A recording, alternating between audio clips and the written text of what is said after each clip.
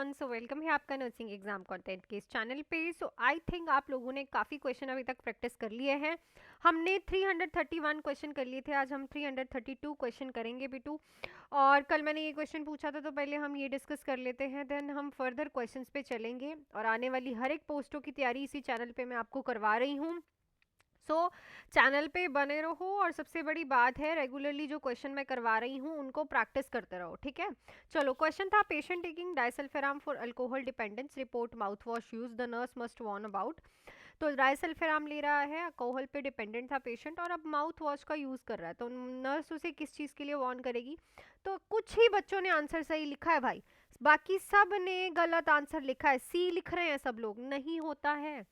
डाइसल्फेराम लेने के बाद हाइपोटेंशन होगी, अगर वो डाइसल्फेराम विद अल्कोहल लेगा तो हाइपोटेंशन होगी, हाइपरटेंशन नहीं होगी। क्लियर योर कंसेप्ट्स बच्चे। आजकल मैं क्वेश्चन आपको कमेंट सेक्शन में वही लिखने के लिए दे रही हूँ जिससे मुझे पता चले कि आपकी कंसेप्ट्स क्लियर नहीं है, ठीक है ना। सो सीवियर हाइपोटेंशन होगी, ना कि एक्यूट हाइपरटेंसिव क्राइसिस। डाइसल्फेराम अगर अल्कोहल के साथ जाएगी तो ये प्रॉब्लम आएगी, ठीक है। चलो नेक्स्ट है, patient urine pH is 8.5, which condition is most associated with alkaline urine. तो पेशेंट है, उसकी यूरिन की जो पीएच है वो एल्केलाइन आ रही है, दैट इज 8.5। तो क्या रीजन हो सकता है एल्केलाइन यूरिन का? DKA, struvite kidney stone, dehydration, haemolytic anaemia. So it's a struvite kidney stone, ये एक एल्केलाइन स्टोन होता है। आपको याद है हमने टाइप ऑफ स्टोन्स किए थे, हमने टाइप ऑफ स्टोन किए हैं किडनी यूरोलिथियासिस में, किडनी स्टोन्स में स्टीरियोवाइट किया था, कैल्शियम स्टोन किया था, ठीक है, सिस्टीन किया था। सो ये सारे स्टोन्स में से struvite is a alkaline stone. Next पे चलते हैं, a patient with so question है, patient with multiple sclerosis suddenly develop optic neuritis, what is the earliest sign. तो मल्टीपल स्क्लेरोसिस वालों के ऑप्टिक न्यूराइटिस हो गया है, मतलब जो आई की नर्व है वो डैमेज हो गई है। अर्लीस्ट सिम्टम क्या होगा? Loss of central vision, eye pain worsen by movement, progressive night blindness, halo vision. So it's a eye pain जो कि मूवमेंट से वर्जन अप होगी। सो राइट ऑप्शन यहाँ पे क्या रहेगा?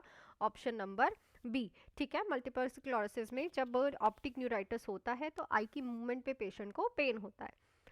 नेक्स्ट है, patient in labour has contraction lasting 90 seconds with less than 1 minute interval, the nurse suspect. तो पेशेंट को कॉन्ट्रैक्शंस आ रही हैं जो कि 90 सेकेंड्स की रह रही हैं और 2 मिनट से भी कम टाइम में बार बार आ रही हैं। नर्स क्या सब सस्पेक्ट करेगी? Normal active labour, uterine hyperstimulation, latent phase progression, onset of second stage. So it's a uterine hyperstimulation because यहाँ पे यूट्रस जो है बहुत ज़्यादा हाइपरस्टिमुलेटेड है, जिसकी वजह से जो कॉन्ट्रैक्शंस है बहुत लंबे समय के लिए और हर एक एक मिनट के बाद आ रही हैं। नेक्स्ट है, the nurse observe a patient with Parkinson's disease having difficult initiating movement. तो पार्किंसंस डिसीज वाला पेशेंट को मूवमेंट इनिशिएट नहीं हो रही है। This phenomena is called as dysrhythmia, fascination, bradykinesia, freezing. So it's a freezing. Patient wants to do movement, patient चाहता है कि वो मूवमेंट करे पर चाहने पे भी पेशेंट मूवमेंट नहीं कर पा रहा है, इसको हम क्या बोलते हैं? फ्रीजिंग। सो राइट ऑप्शन यहाँ पे क्या रहेगा? Option number D. क्वेश्चन को समझना इंपॉर्टेंट है, ठीक है। चलो नेक्स्ट पे चलते हैं, उससे पहले आप लोग जुड़ सकते हैं मेरे न्यू बैचेस जो कि स्टार्ट हुए हैं, जिसमें हमने अभी ही पीडियाट्रिक स्टार्ट की है, 3 मंथ्स का बैच जिसकी फीस रहेगी ओनली 1999 और 6 मंथ्स के बैच की फीस है 3199।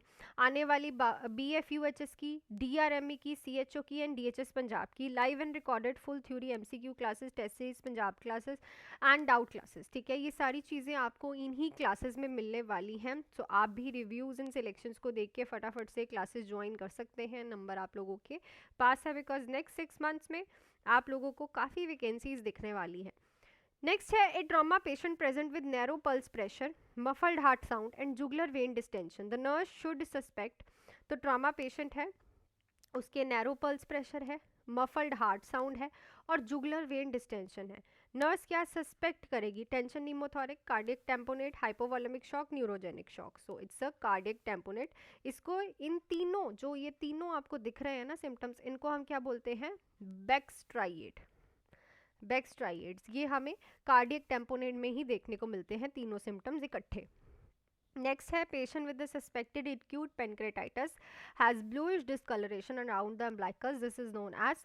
तो पेशेंट है एक्यूट पेनक्रेटाइटिस का, ब्लूइश डिस्कलरेशन हो रही है अम्बलाइकस के पास, इसे क्या बोलेंगे?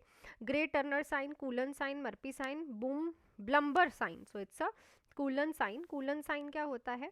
नेवल के अराउंड ब्लूइश और पर्पलिश डिस्कलरेशन हो जाती है, जो कि हमें पेनक्रेटाइटिस वाले पेशेंट में देखने को मिलता है। नेक्स्ट है child on phenytoin develop gum swelling and bleeding, what is a nurse best teaching? तो आपने देखा होगा जिंजीवल हाइपरप्लेजिया हो जाता है जो भी पेशेंट फिनोटिन लेता है, गम स्वेलिंग और ब्लीडिंग हो जाती है। बेस्ट टीचिंग इस पेशेंट के लिए क्या रहेगी? Avoid brushing teeth, increase vitamin K, maintain good oral hygiene, maintain stop medication abruptly. So यहाँ पे हम पेशेंट को कहते हैं कि अपना ओरल हाइजीन मेंटेन रखें, क्योंकि यहाँ पे पेशेंट को इन्फेक्शन के चांसेस ज़्यादा होते हैं होने के, है ना।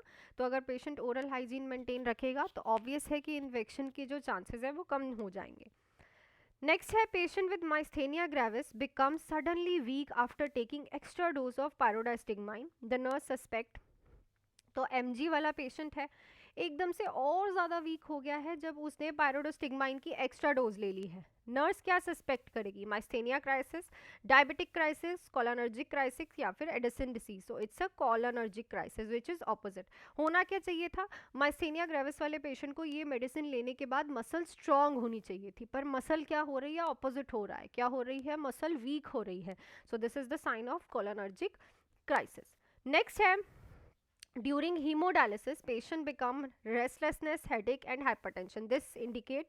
तो हीमोडायलिसिस के टाइम पे पेशेंट रेस्टलेसनेस हो रही है, हेडेक एंड हाइपरटेंशन है, ये क्या इंडिकेट करेगा? Dialysis equilibrium disequilibrium syndrome, peritonitis, air embolism, hypocalcaemia. लिखो भाई, कमेंट सेक्शन में लिखना आज ध्यान से फिर से। सो आई थिंक आज भी सारे क्वेश्चंस आपको बहुत अच्छे से क्लियर हो गए होंगे। सो नेक्स्ट क्वेश्चन करेंगे हम कल। टिल देन आप लोग जुड़ सकते हैं मेरे साथ इन बैचेस में जो कि स्टार्ट हो गए हैं विद पीडियाट्रिक सिलेक्शंस। हमारी डीएचएस की देख लो, आप पीआईएलबीएस की देख लो, हर एक सिलेक्शन 1-on-1 बहुत अच्छी है विद रैंक्स। सो नंबर आप लोगों के पास है। सो मिलती हूँ नेक्स्ट क्लास में। Till then do hard work, make your parents proud and all the best.